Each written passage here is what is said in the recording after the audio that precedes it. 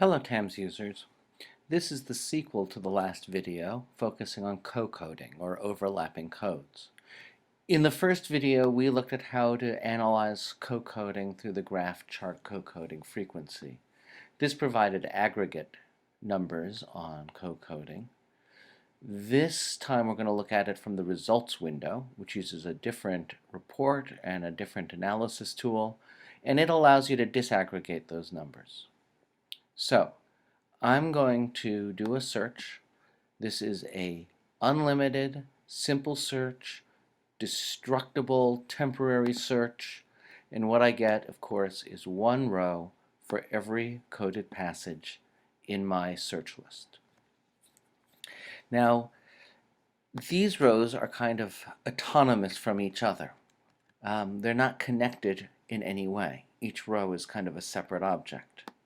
TAMS provides a second view of your results, which shows a hierarchical relationship, and that's what we're going to use to get at overlapped codes, which is just another way of saying co-coding.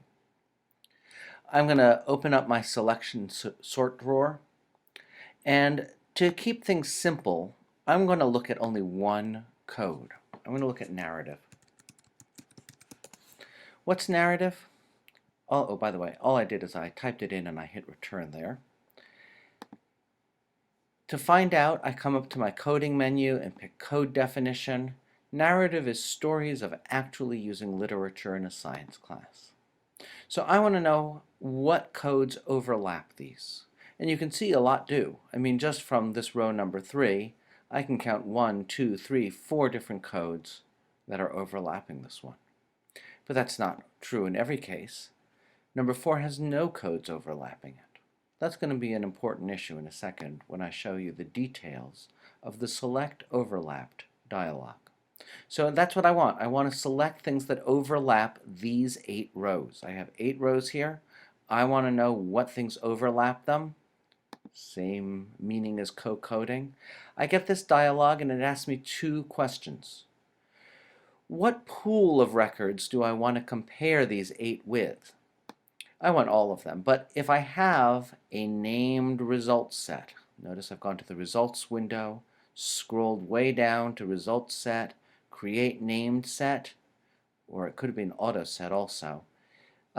It will pop up here on this menu. I seem to have one already there. This is a set I created much earlier.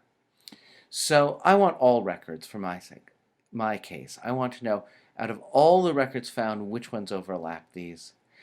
Empty tells TAMS how to handle a record that finds no overlaps, like number 4 here. 4 has no overlapping records. I can see that. It's just narrative there.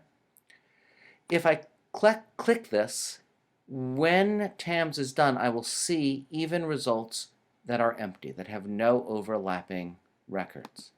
But I like to get rid of noise. I don't want my 0 results by and large. So I leave that, and you'll see I only have 7 rows. And I'm also in this new view, an outline view. How do I know I'm in outline view? Well, I have these little triangles that disclose when I click related records. I also know I'm in outline view because of this little O up here in the other corner. If I click that O, I'm back to that table view, and I can see all 8 records. But record number 4 didn't make it. You can see 0, 1, 53. If I click on the T, I'm back in my outline view, and you will see that record never appears here.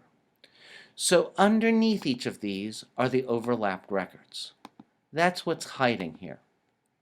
Obviously, I can disclose one and see what that overlapped record is. Here's the main record.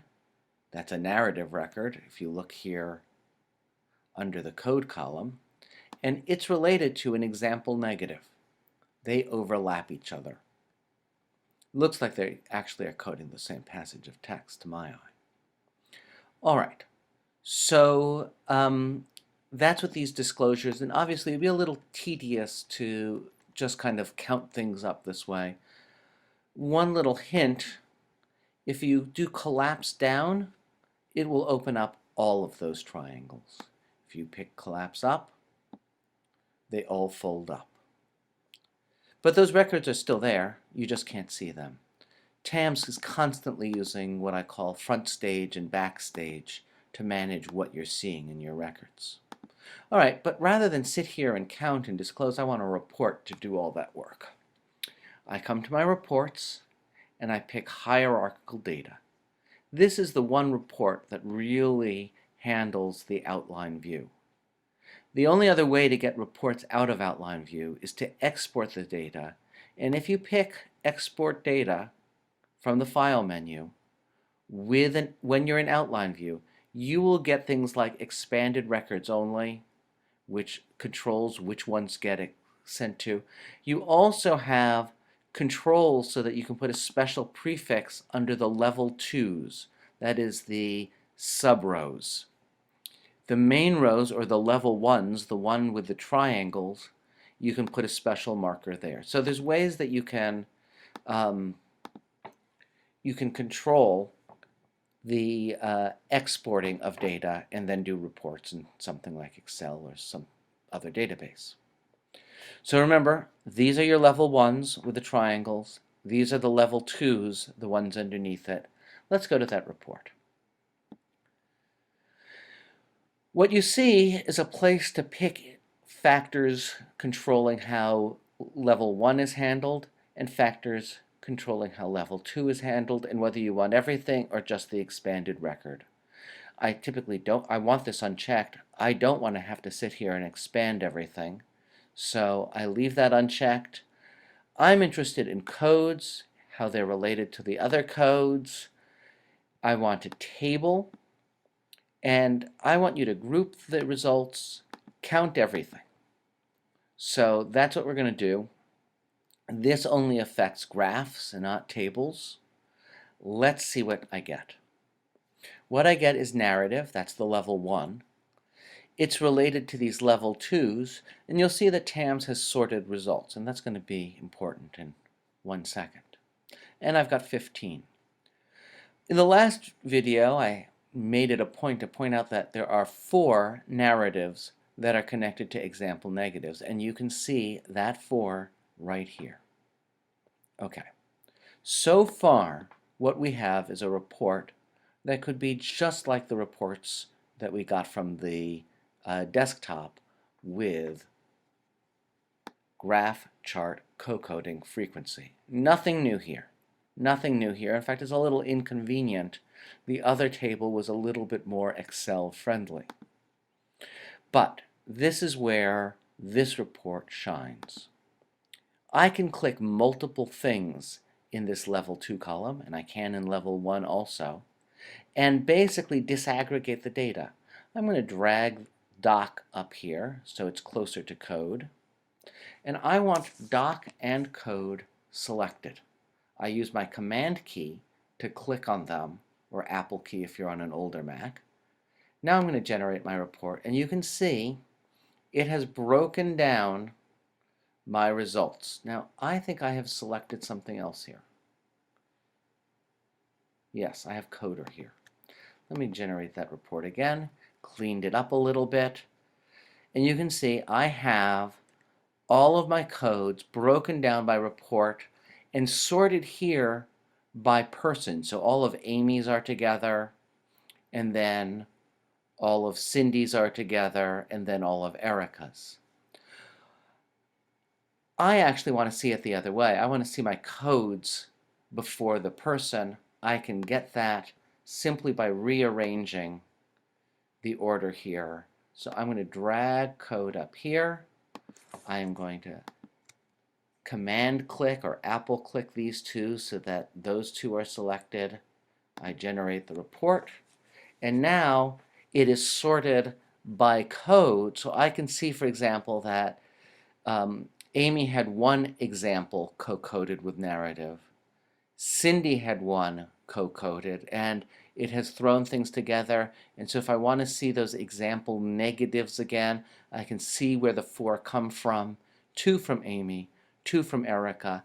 This is new news to us. We did not get this in the old graph chart co-coding frequency report.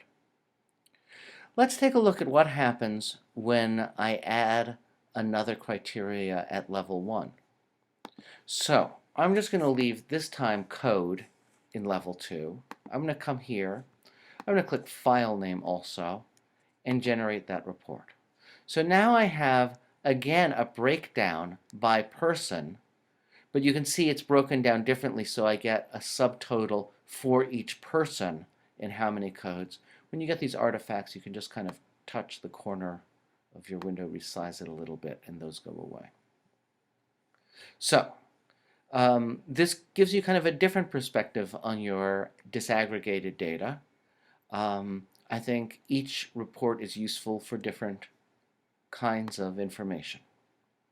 All right, let's take a look at the graph. I pick graph, and this time I actually want to unclick everything just to get a first glance. And let's suggest doing variable line weight. I want up here, I'm just going to be interested in code and how they relate to other codes. I have my codes. Let's generate the report. Here's the report. It's not too bad looking. I have my 4 example negatives here, and for simple selections of data, this works fine. But let me show you the problem. I'm going to go back to my table view and just select all. I'm going to find the overlap records for absolutely everything. Before we had 7 records, now we're looking at a whopping 112, as well as lots under each one. So this is a much bigger data set that we're going to have to analyze. I want to just show you the difference between the table and the graph and how noise is handled in each. So let's come to our report. I'm comparing codes to codes. I'm going to start with the table. I'm going to check everything. And here it is. And I have these codes, and you can see their counts here. Those counts represent how many total overlaps they have, and then it's broken down by each code there. So, nice table. Fairly noise-free. There's not a lot of zeros I have to deal with. I don't have to swim through a lot of things to find the answers to my questions. Compare that with the graph. I'm going to uncheck these for the moment. Come back and talk about that in a second. I'm going to generate the graph, and you will see a giant black opaque mess. I can clean this up a little bit. It's not going to help a lot, but it'll help a little bit. If I click on my settings, I get this drawer that opens, and I scroll down to rank direction. And first of all, change this left to right. It just fits on paper better if you view it that way. And then I want to change my rank separation. This is the other value to change. You may have to play with different numbers with this. I'm going to play with 15 just to see what happens, and then zoom out a little bit to get things to fit. Well, at least that giant black cloud has gone away, and I can actually distinguish individual lines. Here, for instance, if I zoom in, we can see that n equals 4 of narrative connecting, if I follow the path, over to example negative. Messy? You betcha. One thing that clears it up but may not give meaningful data is to keep the trees separate so that every example of code over here is treated as a separate instance of a tree. So let's generate that report. I don't need to switch my rank direction this time, but remember, this isn't all reason negatives unreal. These are merely 1 rows that connects to 3. There's probably another one just around the corner. Certainly there's lots more narratives than whichever row of narrative this represents. So yes, it's cleaner, but it's less meaningful. So one of the morals here is that you should use the table when you have lots of data and working from the results. Interestingly, When we did it from the workbench and used graph chart co-coding frequency, the graph was actually a lot less noisy than the table was, that giant table filled with zeros. So you get two different representations of a table, depending on whether you're using the results or whether you're using the workbench as your front area. Now, this concludes our discussion of overlapped codes and how to get counts and how to look at them and how to disaggregate them. Now we're going to consider in the next video codes that don't necessarily overlap but share a common context value or are near each other. That is, can I find all the examples of narrative that are 4 seconds away from all the examples of nonfiction or the like? That will be our next task, and we'll be handling it in another video. Good luck with your analysis.